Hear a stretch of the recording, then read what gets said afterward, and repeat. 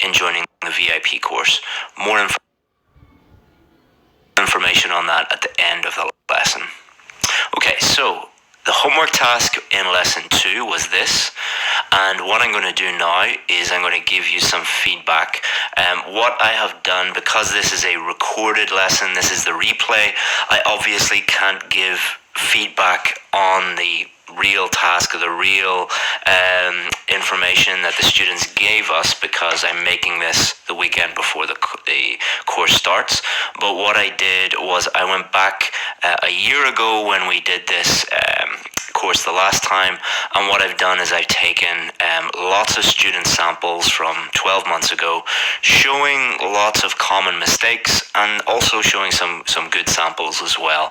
So we're going to go through that feedback now, and what you can do with this feedback is look at the common mistakes and then look at your homework task that you did and remove any common mistakes, fix any things that you did wrong, and then redo it based on the feedback. So this is going to give you feedback and help you improve. So common mistakes, and I will be, for the next 5 minutes or so, I'm going to be really critical. This is not me trying to be negative or trying to make anyone feel bad. At IELTS Advantage, we truly believe in honesty, and we believe that being 100% honest with people is the best way to get them to improve their IELTS scores. So we're just going to be 100% honest and give you the brutal truth. But this comes from a place of we are trying to help you, not trying to criticize you for no reason. So a lot of you had very poor paraphrasing.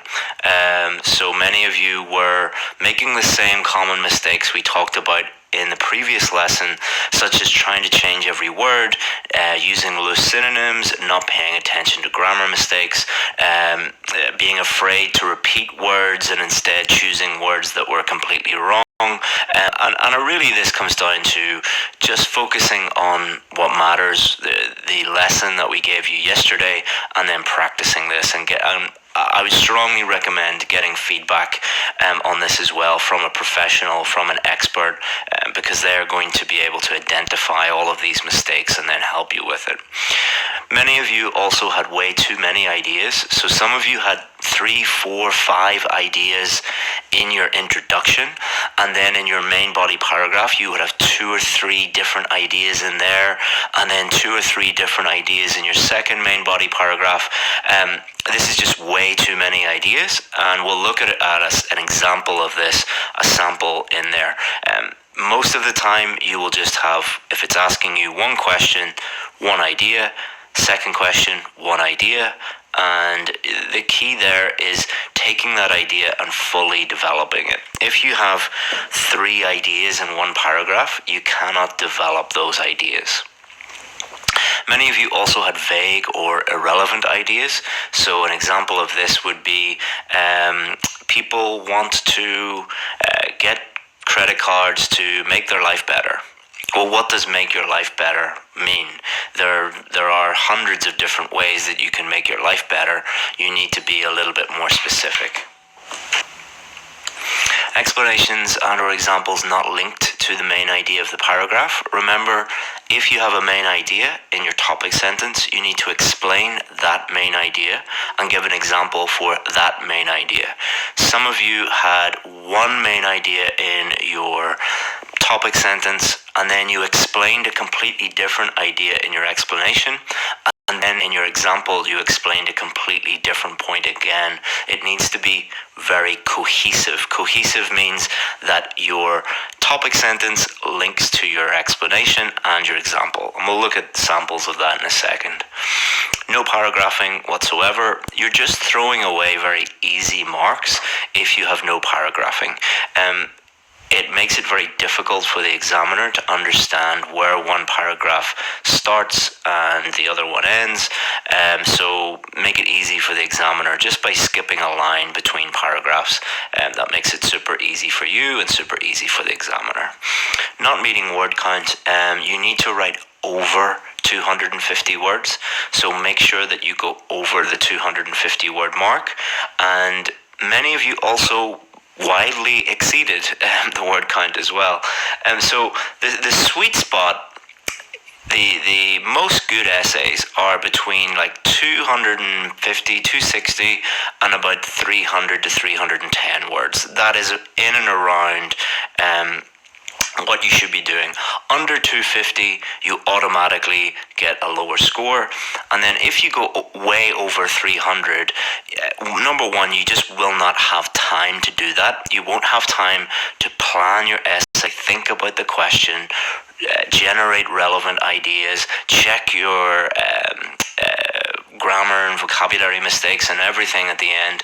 And also, if you write way too much, you generally, most students go off topic when they're doing that. So you don't get extra marks for writing as much as possible. So in between is kind of 250 and 300 in general, and that's where you want to be. Poor use of high-level vocabulary. So we'll talk a lot about this today. I won't talk about it too much now because half of this lesson will be dedicated to that. And then multiple grammatical errors in most sentences. Again, we will talk in detail about this in this lesson. And then also, quite simply, most people just not bothering to follow the suggested structure. I am not an expert in most things in life, but one thing that I am an expert in is helping students get very high scores in their IELTS test. I've helped more students, I have more success stories than anyone else in the entire world. So when I suggest something to do, it is probably a very good idea to do it. I'm not saying I'm the best teacher in the world or anything like that, but you as a student probably don't know what to do as much as I do, because I'm the teacher and you're the student. And I have a track record of helping people with this. So you're adults, you can choose whatever you want to do. And I know there's a lot of confusing and conflicting information out there, but if you find someone you like and you trust and that is a genuine expert and can actually help you, just follow them. Because they will show you the way. Just surrender to what they are saying. But if you follow like 6 or 7 different people, and you follow, 6 or 7 different structures and techniques and strategies, your thinking is going to be extremely confused and your essay is going to be extremely confused. So let's have a look at, there's one last one. Also what you'll get is a lot of students will just look at what other students did and just copy them. That's easy in the short term, but what easy thing, short-term thing has ever led to success? Genuine success. If you can think of one thing, one person that has been genuinely successful by taking the shortcut, by copying other people, by just doing the easy thing, tell me. I would love to know, because in 6 years of doing the VIP course, I ask all students that. They've never been able to tell me. Successful people put the work in. And if you want to be successful, you have to do the work. Sorry about that, but that's life. Okay, so let's look at this first sample. So what I'm going to do is just talk you through what would an examiner think about this. When the first thing that the examiner thinks of is 1, 2, 3, 4, 5, 6 paragraphs. All right, that's way too many. And it's also not clear where one paragraph ends and the next paragraph begins. So this is the conclusion, this is the introduction, but I'm not sure if this is part of the introduction. I'm not sure if this is, the same paragraph or not. I don't know if this is the example or what. It's just, there's no coherence and cohesion just because of the paragraphing. So this essay could be really, really good. I don't know. I haven't actually read it, but I don't need to read it, because the first thing, if I was working with a student and they produced this essay, I'd be like, okay, forget about everything else. Fix your paragraphing first. Clear introduction, skip a line. Clear first main body paragraph, skip a line. Clear second main body paragraph, skip a line, and then your conclusion. Until you do that, nothing else matters, because you're just throwing away easy marks. Let's have a look at this one. I haven't shown the entire essay. I'm just going to put the introduction here. But count how many sentences are in this introduction. So there's just one big long sentence. And this is an example of a student who has probably been told by a teacher in quotation marks, that in order to get a high score, you need to write long, complex sentences. Well, that is terrible advice, because it's not about just writing a very, very, very long, complex sentence. It is about writing accurate sentences you don't make lots of grammar mistakes in them. So be very careful about who you listen to and the advice that they give you, because it is very easy to take that advice and completely mess up your entire essay and mess up your future, because you listened to someone who you thought was giving you good advice, and then you fail the test over and over and over again, and you don't get to move to that country of your dreams or anything. Next one, if we have a look at this one, and feel free to pause the video and look at these in more detail if you want. But if the key sentence here is this one: the decision to splurge may be due to the impulse of joining in the bandwagon. So this is a student who is paying more attention to using idioms and using memorized phrases than actually answering the question. And they're getting it backwards. They're getting it the wrong way around. So what they're doing is thinking, how can I use some impressive vocabulary first and then answer the question second? What you should always do is just answer the question clearly first. And if you have to use simple language and simple vocabulary to do that, that is fine.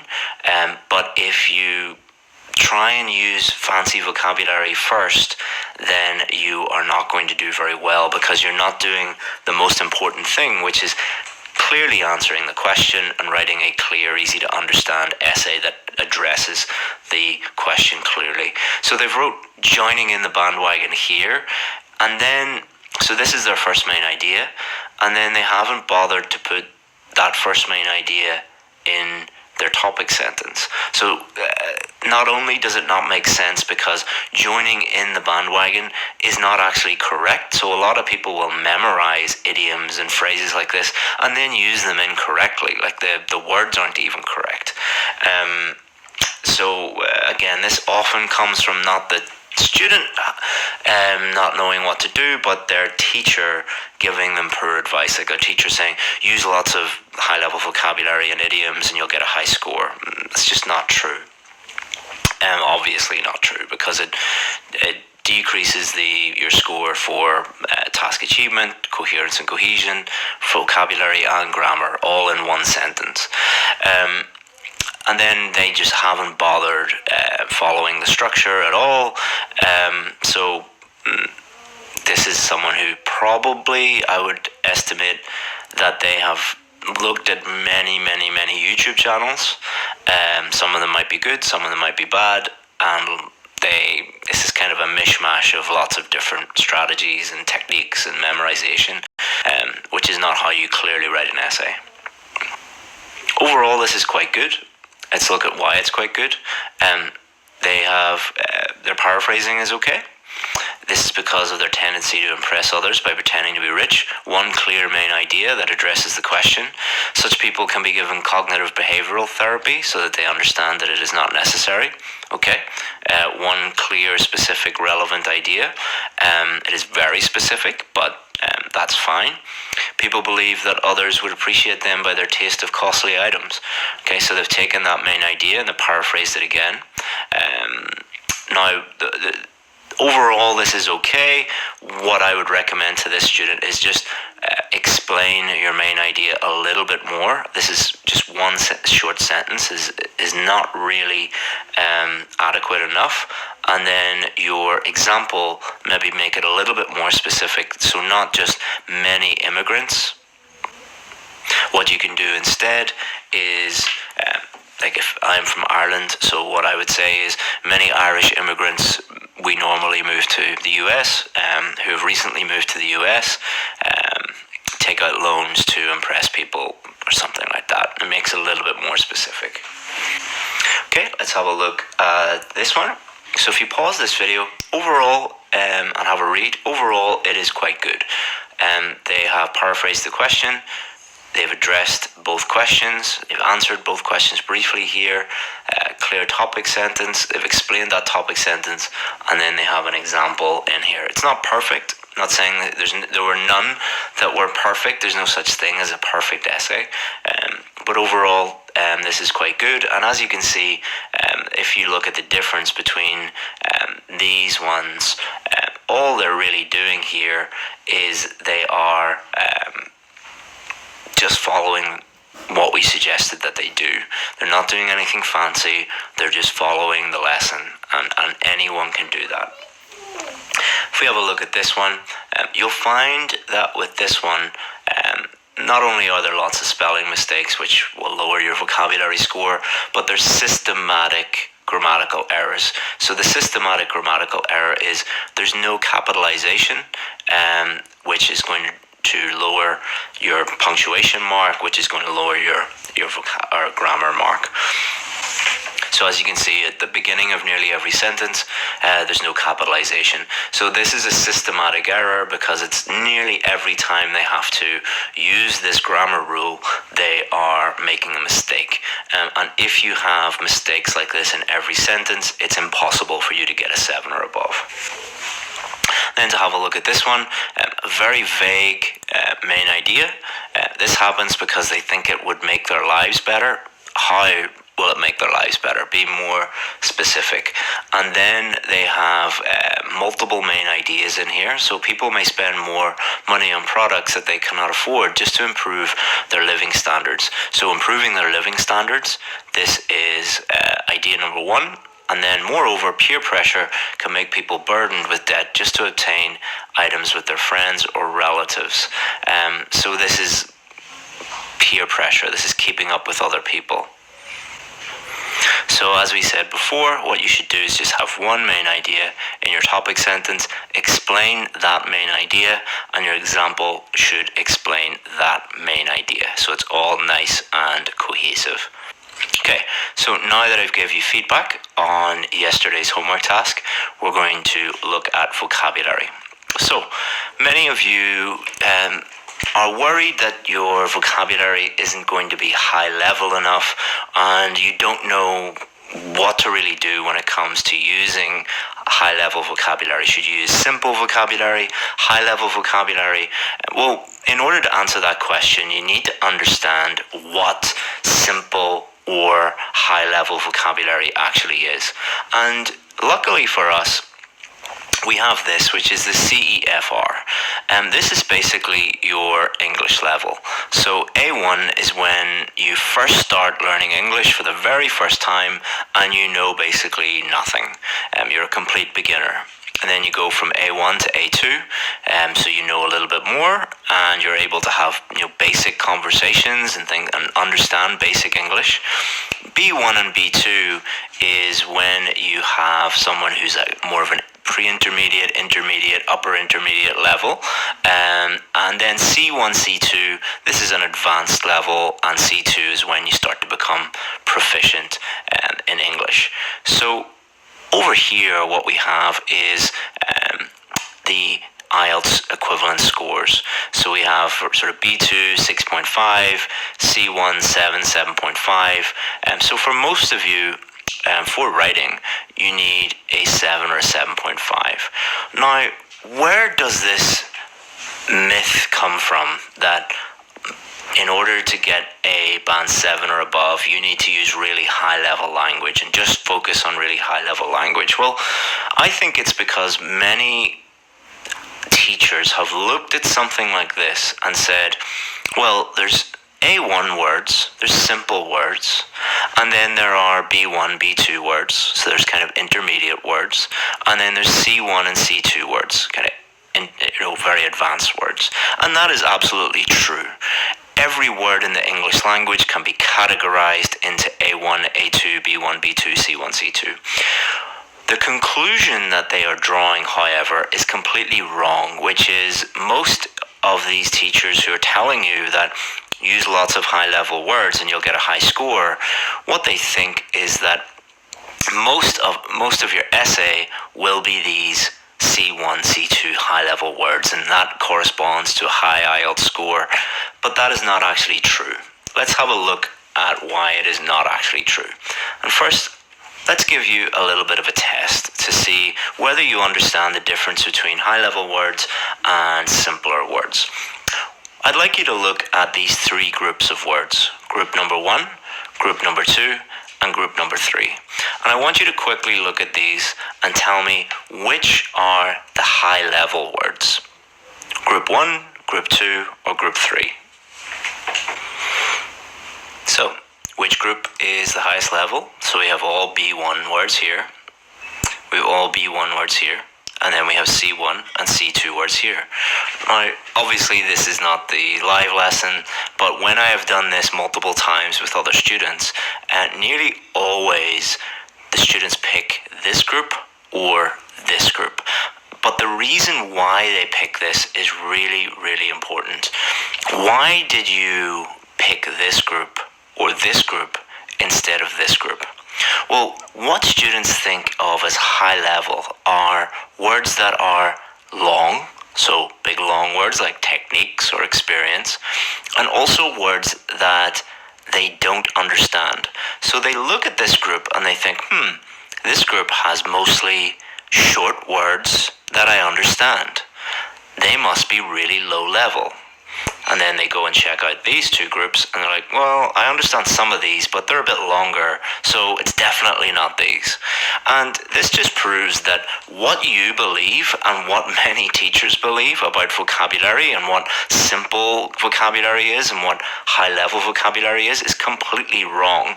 And I'm not doing this to trick you or show you that I'm right and you're wrong. It is because I want to shock you into forgetting the bad advice that you were given before and start to do things the way that the examiners want you to do them, because this is going to be the difference between you getting the score that you need and not getting the score that you need.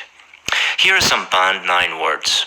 Dual, combining two things, leadership, misuse, preliminary, and misinterpretation. If I put these words into an essay, it's going to be, if I use them correctly, it's going to be quite a good essay, as long as these words help me answer the question and everything, and they're accurate, and the spelling is good, the grammar is good. But most students, if they saw these words in an essay, they would say, those aren't high-level words, those aren't band 9 words.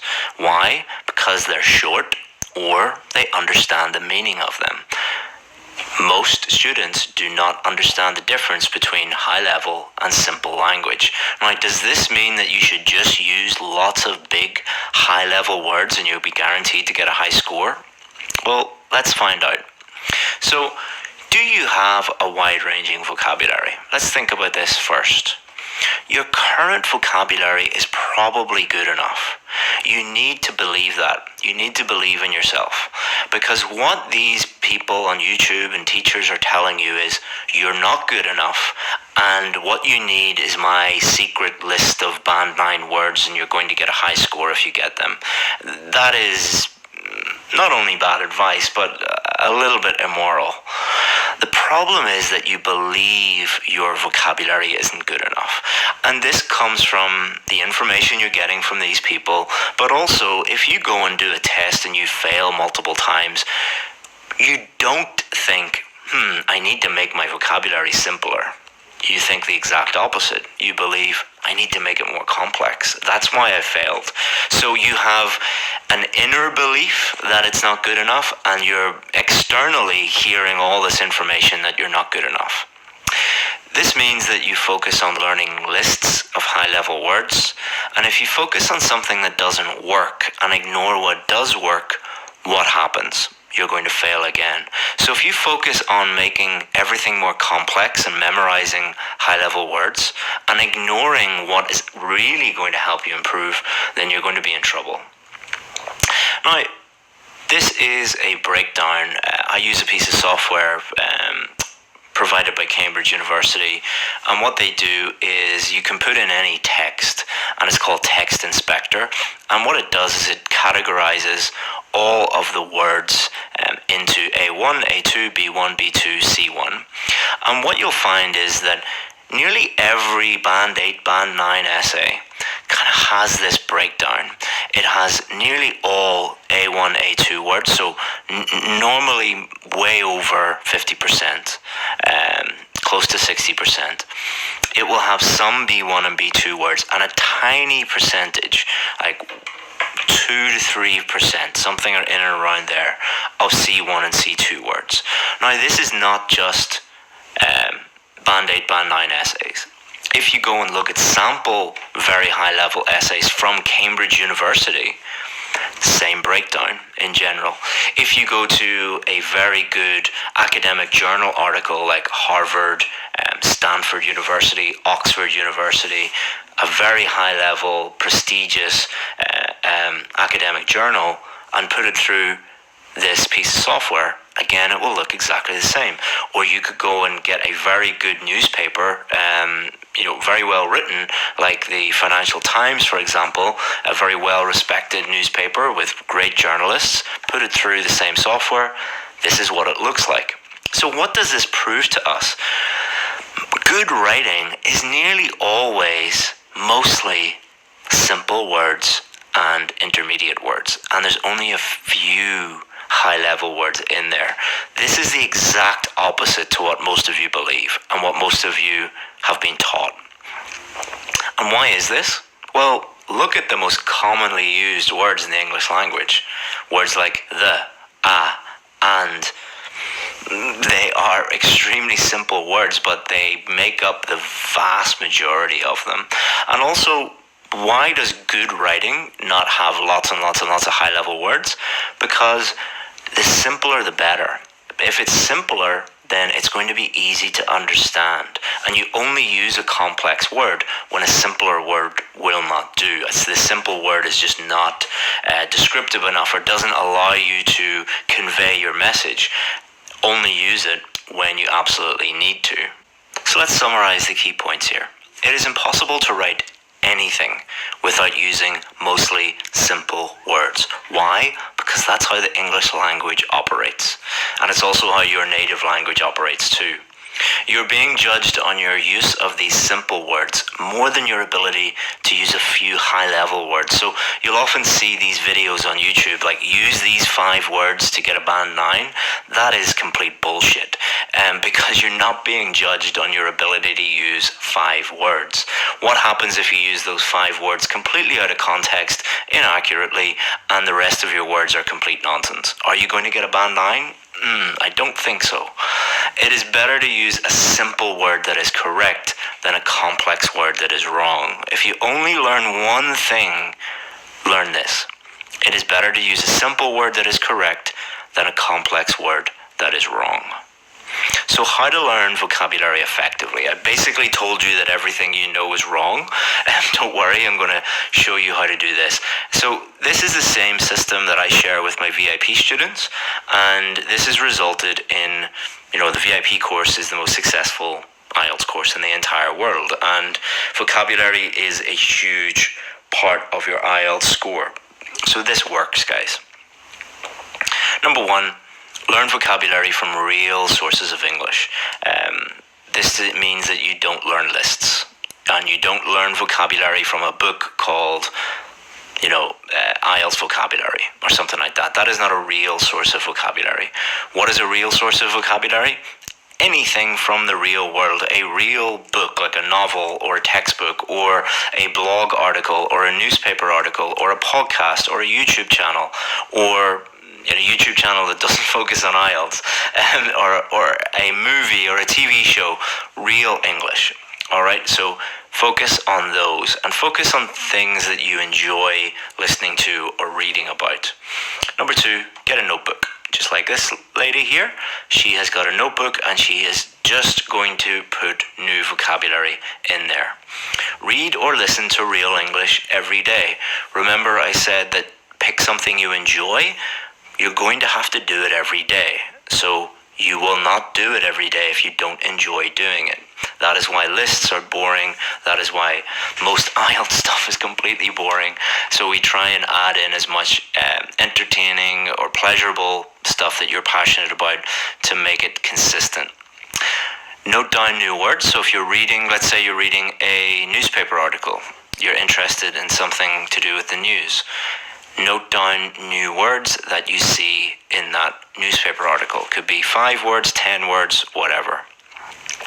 Attach enough information that will allow you to use it in a sentence. So you're not just going to write down the word, you're going to write all of the information you need in order to be able to use that word. Not memorize the word, use it. Why are you improving your vocabulary? Not so that you can memorize it, so that you can use it. There's a huge difference between memorization and actually using vocabulary in a sentence. Number 6, review this book regularly. So this lady here, if I was working with her, I would say once a week, whenever you're free, a Saturday morning, just take your book out, and we give our students lots and lots and lots of review exercises, games, all of those different things to make it interesting. Use those words in a sentence and evaluate them yourself, or get feedback. So use it or lose it. Use it or lose it. If you don't use the vocabulary, you are going to lose the vocabulary. So you need to use these in a sentence.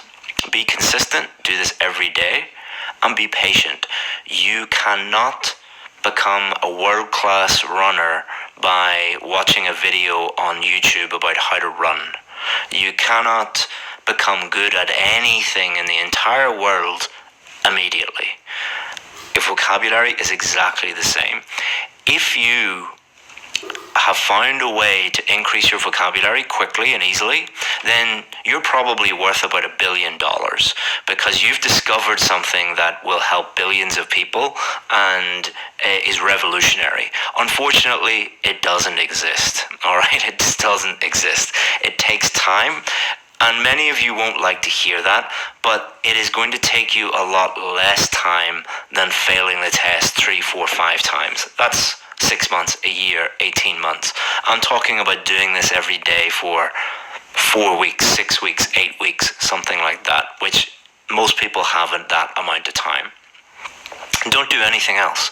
Don't watch silly YouTube channels that are more interested in your clicks than your success. Don't learn lists. Don't listen to teachers who don't know what they're doing. Just do that. Here's an example of one of our students. So they were reading an article and they seen this word, misinterpret. Look at all the information they added. It is a verb to misinterpret someone. C2, so it's a high-level word. This is the pronunciation, misinterpret. Definition, the meaning, an example sentence, collocations, and synonyms. This is way better than what most students do, which is just write misinterpret and then the translation. Translations are not helpful at all. You translate language in a different part of your brain than from where you produce language. So don't rely on translation. So it is just adding an extra step. You need to get used to thinking in English and operating in English, not switching between your language and English. That causes a lot of problems. Or what a lot of people will do is they'll just write misinterpret and then the definition. But it's not really enough information. So how to check your vocabulary? So what are the examiners looking for? They're looking for meaning, word choice, collocations, spelling, and word formation. Guess what you should be looking for as well? You should be, if you don't understand the meaning, don't use that word. If you're not sure if this is the right choice, don't use that word. If you're unsure of the collocations, don't use the word. If you don't know how to spell or form that word, don't use the word. Only use words that you are 100% sure about, because if you make any mistakes, especially with meaning, never use a word you don't understand the meaning fully of, because it is nearly always wrong. You should aim to have 5 minutes at the end of task 2 to check your work. So at the end of task 2, take 5 minutes, check your work. So if you're only using words that you're 100% sure of and you're checking your work, you're dramatically reducing the amount of time or the amount of mistakes that you are making. You're dramatically improving the accuracy of your vocabulary. So how do I get a 7 or above for vocabulary? Use vocabulary that allows you to accurately discuss the topic, not a bunch of stuff you memorized and you put it into the essay regardless of the topic. The key word there is accurately. And if you make lots of mistakes, it does not matter how high level you think your words are, you will not get a 7 or above. So how do I get a 7 or above for vocabulary? Long term, improve your vocabulary every day. Long term, I'm not talking about years, I'm talking about weeks and months, alright? Short term, use the vocabulary you already know well to discuss the topic and minimize errors as much as you can. In other words, don't try and use vocabulary mindset. If you improve your mindset with regards to this, you're going to dramatically improve your vocabulary. I know. So, in the years before they left Earth, they practiced everything and they prepared everything, and there's probably no human beings that have ever been as well prepared for anything in the entire history of the world as those men were before going to the moon. So what they tried to do was they tried to break everything. They put everything under extreme pressure and basically tried to make sure that they made all of their mistakes on Earth, because they knew that if something broke when it was on the moon, they were doomed. They were going to die.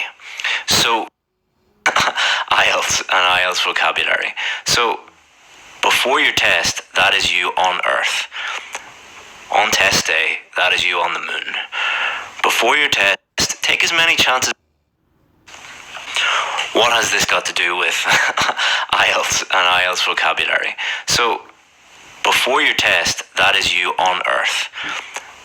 On test day, that is you on the moon. Before your test, take as many chances as you want. Exactly the same thing applies for grammar as well. So what conclusions can we draw? Very few students have any idea what high-level vocabulary actually is. Only use the vocabulary you know you're 100% sure about. And exactly the same thing applies for grammar as well. So what conclusions can we draw? Very few students have any idea what high-level vocabulary actually is, despite thinking that they do. Learning lists of vocabulary is useless.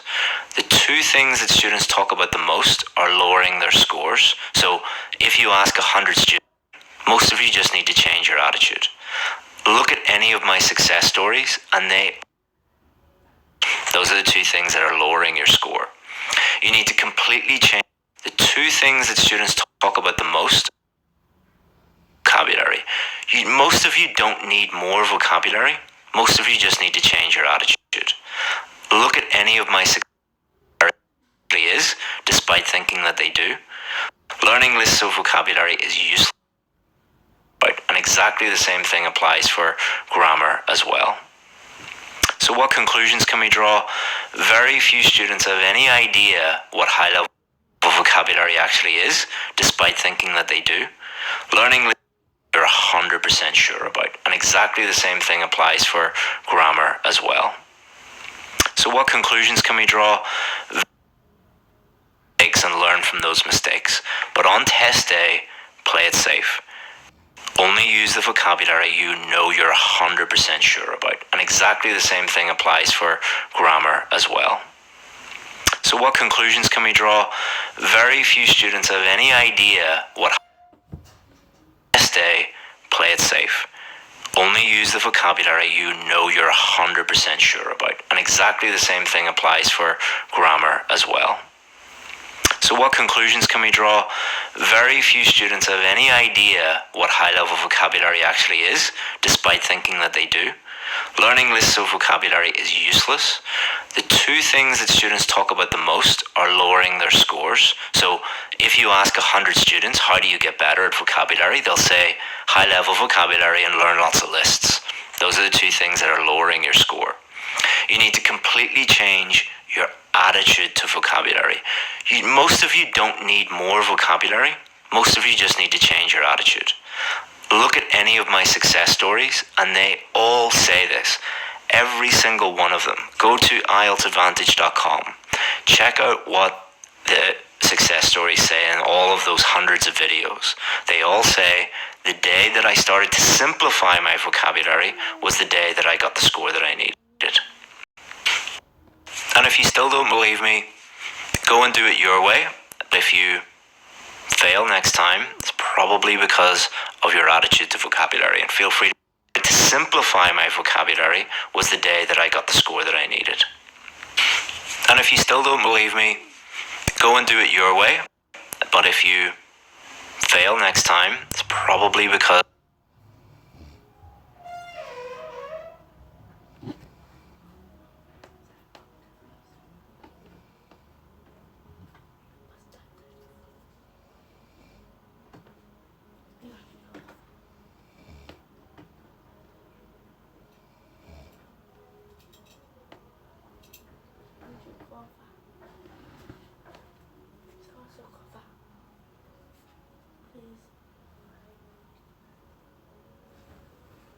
Zanzibar seats.